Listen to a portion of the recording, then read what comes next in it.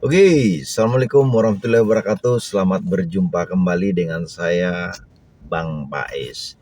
Kali ini saya berbicara tentang pemilu ya, tentang suksesi kepemimpinan nasional.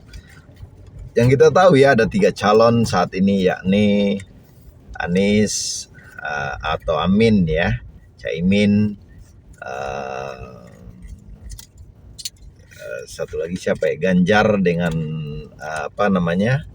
Ganjar dengan Pak Mahfud, dan Pak Prabowo Sigemoy dengan siapa? Gibran, anak Pak Jokowi. Sahabat-sahabat sekalian, kali ini saya di pemilu ini, dan mungkin ya kalau kondisi politik tidak berubah, saya nggak akan milih lagi ya. Ini bukan ajakan menghimbau, cuma untuk diri saya. Analisis saya sangat sederhana ya sahabat-sahabat sekalian ya. Di 2000 pemilu sebelumnya ya, tahun berapa itu saya lupa, Pak Prabowo ya dengan Pak Jokowi sangat keras ya aturan-aturan permainannya ya, masyarakat terbelah dan semuanya seperti itu, merasa paling benar, merasa paling hebat. Tapi fakta dan kenyataannya Anda tahu kan ya, setelah mereka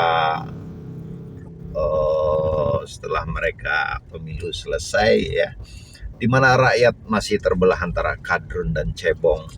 Ya ternyata Pak Prabowo masuk dalam kabinet ya, dan Pak Sandiaga Uno pun masuk dalam kabinet. Mereka bergabung. Sedangkan rakyat-rakyat yang memilihnya dulu istilahnya gigit jari. Dan ini adalah bukan kelemahan ya, tapi memang sesuai dengan Pancasila,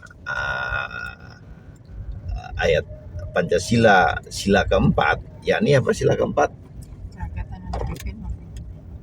Kerakyatan yang dipimpin oleh hikmah, kebijaksanaan, dan permusyawaratan. Ya, beli padang dulu ya. Nah, sahabat-sahabat sekalian, jadi seperti itu kondisinya ya.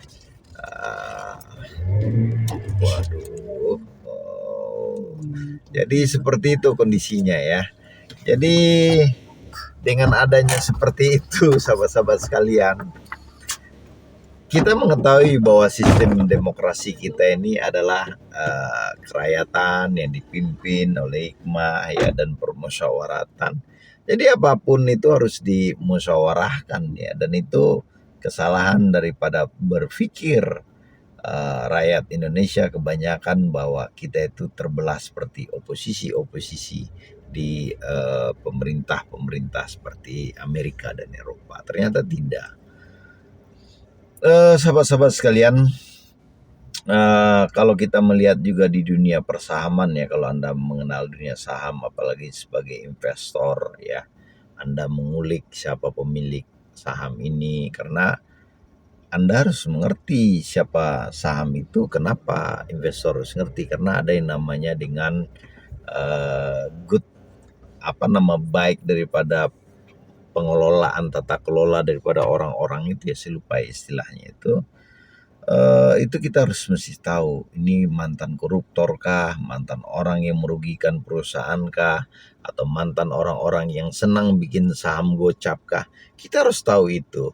Ini si Sandi afiliasinya ke siapa ya, Pak Erick Thohir afiliasinya ke siapa, Pak Gibran afiliasi perusahaannya ke siapa, Naga 9 afiliasi perusahaannya ke siapa-siapa aja.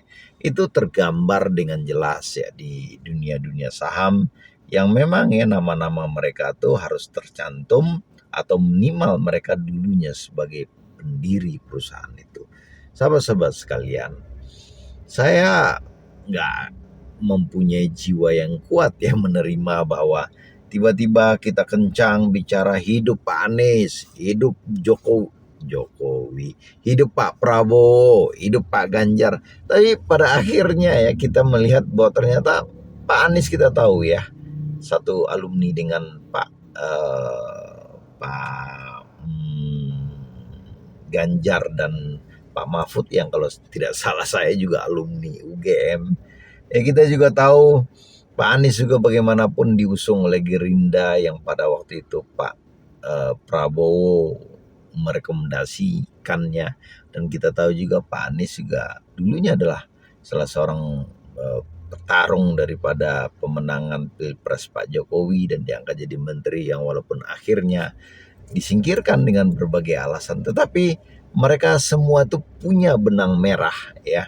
Dan kita tahu juga Pak Anies ya, kita harus akui kalau kita di PDI menyebutnya Pak Ganjar petugas partai, ya nggak lebih juga Pak Anies juga adalah petugas partai daripada kalau kita kerucutkan ya, kalau kita samakan istilahnya, itu juga walaupun dia bukanlah seorang kader ya, tetapi dia ditugasi partai itu maksudnya, karena memang sistem kita seperti itu oleh Pak Surya Paloh dan partai-partai lainnya, dan itu hal yang biasa ya.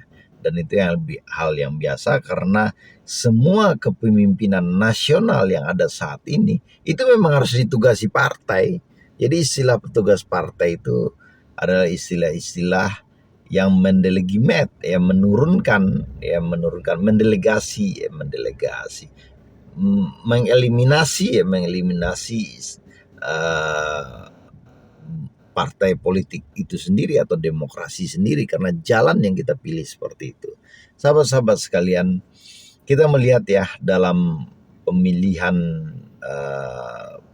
calon-calon kepemimpinan nasional tuh, kita akan selalu dihadapkan kepada alasan-alasan rasional dan alasan-alasan irasional. Dan faktanya di Indonesia ini kita masih banyak ya dipenuhi oleh alasan-alasan irasional untuk memenangkan sebuah calon.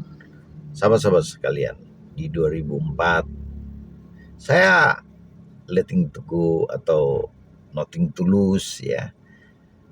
Siapapun yang memenangi pertarungan, kalau Anies, saya berharap tentunya Anies ya. Tetapi Pak Ganjar, Pak Mahfud juga punya segudang prestasi, begitupun Pak Prabowo ya. Tapi saya berharap ya elit-elit yang memimpin kita ini hatinya bersih dan membuat jalur ya mendekati kita kepada tujuan-tujuan dasar kita bernegara.